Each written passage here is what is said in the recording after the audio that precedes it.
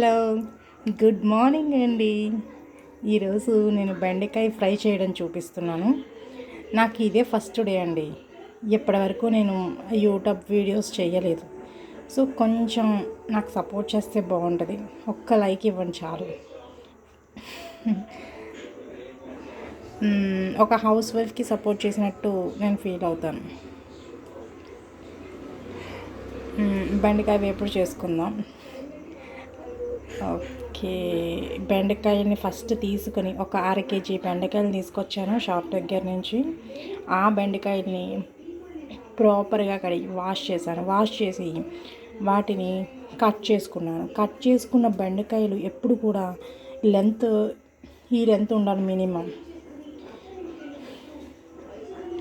ఈ లెంత్ ఉండాలి. ఈ లెంత్ ఉంటే బెండకాయ అనేది కొంచెం టేస్టీగా ఉంటుంది తినేటప్పుడు.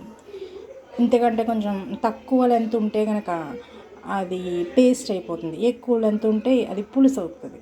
సో ఈ లెంత్ ఉంచుకునేలా చూసుకోండి. ఇప్పుడు బెండకాయ ఫ్రై చేద్దాం. చూడండి, స్టవ్ వెలిగిస్తున్నాను. స్టవ్ వెలిగించాను, బాండీ పెట్టాను స్టవ్ మీద. దానిలో ఇప్పుడు కొంచెం నూనె పోద్దాం.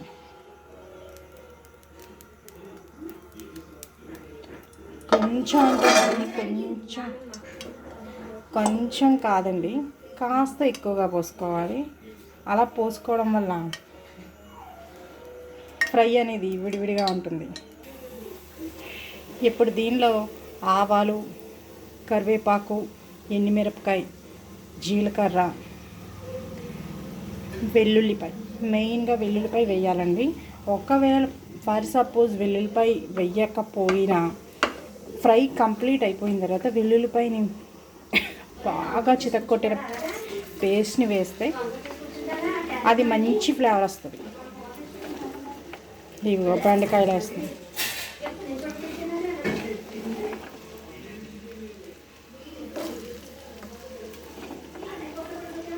ఇందులో బెండకాయలు వేస్తున్నాను.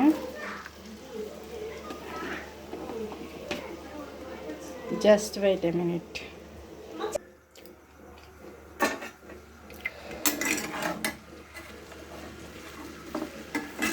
చూసారు కదా, బెండకాయని ఫ్రై చేస్తున్నాను.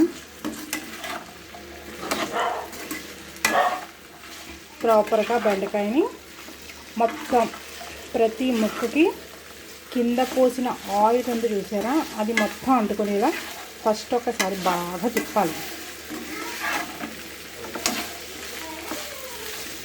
కింద నుంచి పైకి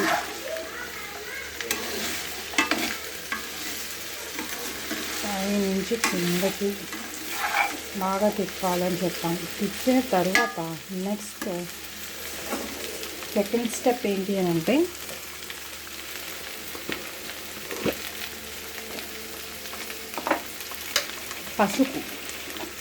పసుపు మస్ట్ అండ్ షుడ్ మంచి ఫ్లేవర్ని ఇస్తుంది. అలా అని పసుపుని ఎక్కువ వేసారా దాని పని అంతే. Just 1 pinch of turmeric powder.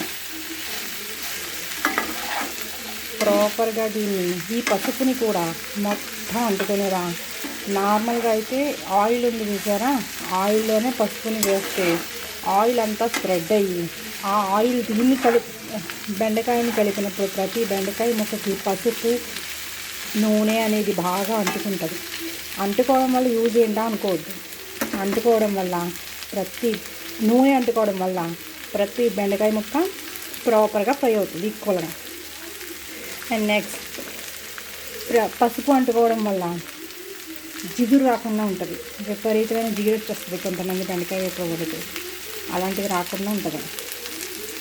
ఇప్పుడు స్టవ్ని హై ఫ్లేమ్లో ఉంచాను ఇప్పటివరకు. ఇప్పుడు లో ఫ్లేమ్లో పెడదాం. లో ఫ్లేమ్లో పెట్టాను.